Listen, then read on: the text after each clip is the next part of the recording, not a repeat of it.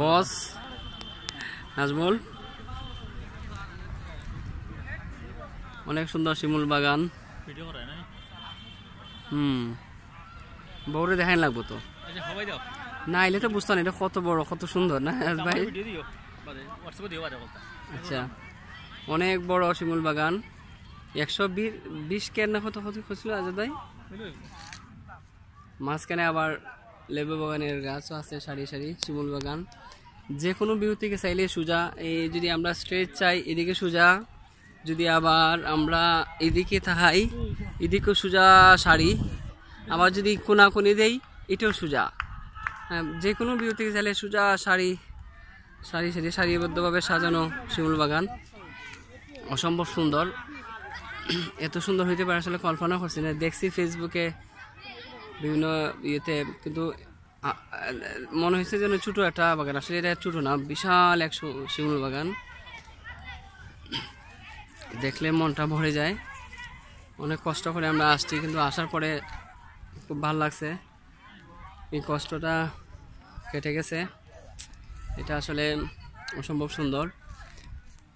যে লোকটা শিমুল বাগান বানাইছেন এনেছে জয়নাল আবেদিন নামে একজন লোক খুব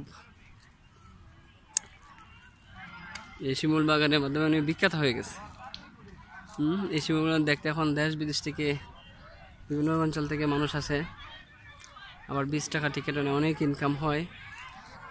কদিন পরে শিমুলের ফুল থেকে আবার শিমুল তোলা কমার্শিয়াল চিন্তা ভাবনা আছে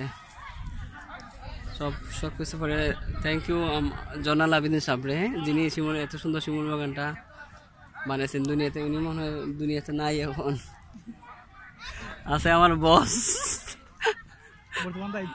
বর্তমান দায়িত্বে আছে বস ইজ অলওয়েজ রাইট বস তো খালি এক জায়গায় দাঁড়িয়ে রয়েছে এটাই নাকি একটু ঘুরতে চায় না যে আশপাশে একটু দায়ী মানে সবই একই জায়গা সবই একই শিমুল বাগান বস আপনি কিছু বলেন বস শিমুল বাগান নিয়ে কিছু বলেন বস আপনি তো বস এটা ঠিক আছে তো আচ্ছা এটার বস একটা শিমুল বাগান না